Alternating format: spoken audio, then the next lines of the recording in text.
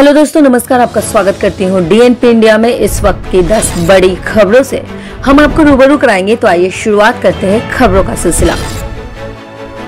वैश्विक महामारी corona virus संक्रमण की सेकेंड स्ट्रेन पर अंकुश लगाने के प्रयास में लगे प्रधानमंत्री नरेंद्र मोदी राज्यों के मुख्यमंत्रियों के साथ शीर्ष अधिकारियों के साथ संवाद करने के बाद अब फील्ड में काम करने वालों का भी हौसला बढ़ा रहे हैं। बनारस के डॉक्टर के साथ पैरामेडिकल स्टाफ और अन्य मेडिकल कर्मियों के साथ संवाद के दौरान प्रधानमंत्री सेकेंड स्ट्रेन की स्थिति के साथ ही थर्ड स्ट्रेन पर तैयारी की जानकारी लेने के साथ अपने सुझाव भी दिए। कोरोना वायरस से उबरने वाले कुछ लोगों के ब्लैक फंगस की चपेट में आने का मामला सामने आ रहा है। वहीं उत्तर प्रदेश सरकार बेहद गंभीर हो गई है। टीम 9 के साथ शुक्रवार को समीक्षा बैठक में सीएम योगी आदित्यनाथ ने ब्लैक फंगस को महामारी घोषित करने का निर्देश दिया है। मुख्यमंत्री ने इस निर्देश के बाद स्वास्थ्य विभाग इस प्रक्रिया की कार्रवाई में जुट गई है। केंद्रीय स्वास्थ्य सचिव राजेश भूषण ने शुक्रवार को 5 राज्यों और केंद्र शासित प्रदेश को पत्र लिखकर सभी तटीय जिलों में तत्काल आवश्यक कदम उठाने का निर्देश दिया है।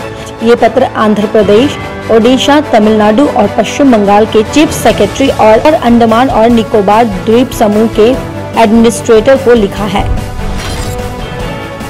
कोरोना के खिलाफ देश इस वक्त एकजुट होकर लड़ रहा है। इस बीच drugs control general of India ने रक्षा अनुसंधान और विकास संगठन यानी DRDO की ओर से विकसित की गई दवा के आपातकालीन इस्तेमाल की मंजूरी दे दी है। क्लिनिकल परीक्षण में सामने आया है इस दवा के माध्यम से अस्पताल में भर्ती मरीजों की रिकवरी जल्द हो रही है। साथ ही मरीजों में सप्लीमेंट ऑक्सीजन निर्भरता भी कम हो रही है।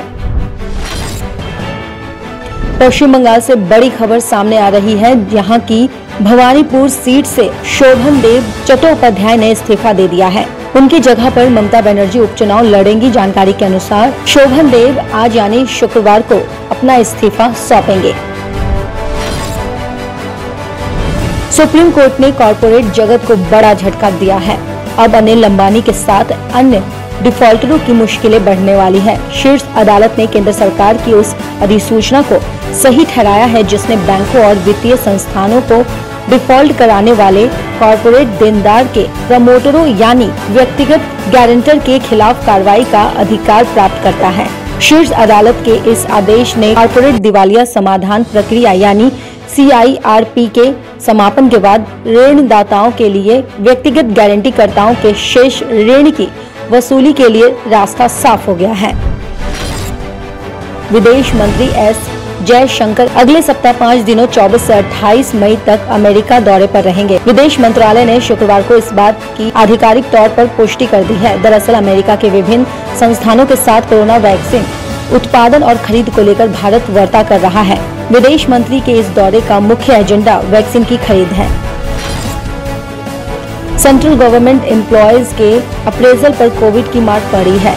कोरोना वायरस महामारी के कारण एनुअल अप्रेजल F5 2020 से 2021 आगे बढ़ गया है। DOPT के आदेश के मुताबिक CSS, CSSS और CSCS काडर के ग्रुप A, B और C की एनुअल परफॉर्मेंस असेसमेंट रिपोर्ट जमा करने की तारीख 31 दिसंबर 2021 तक आगे बढ़ा दी गई है। ऐसा कोविड महामारी के कारण हुआ है। आदेश के मुताबिक जो लोग 28 फरवरी 2021 को रिटायर्ड हो चुके हैं उनको इसका फायदा मिलेगा।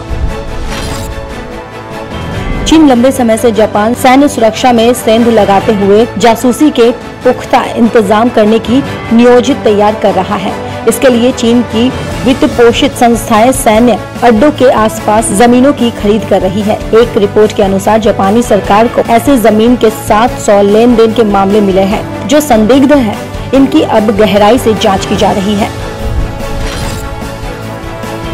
श्रीलंका की संसद ने बंदरगाह शहर आर्थिक योजना विधेयक को मंजूरी दे दी है। इसके तहत कोलंबो के बगल में 269 हेक्टेयर जमीन पर विशेष आर्थिक क्षेत्र बनाया जाएगा। ये सेवा उन्मुख उद्योग के लिए देश का पहला विशेष आर्थिक क्षेत्र होगा। वहीं जानकारी के मुताबिक विधेयक पर मतदान के समय 149 सांसदों ने इसके पक्ष में वोट डाला जबकि 58 सांसदों ने इसका विरोध किया है। खबरों की और जानकारी के लिए देखते रहिए DNP इंडिया। तब तक के लिए नमस्कार।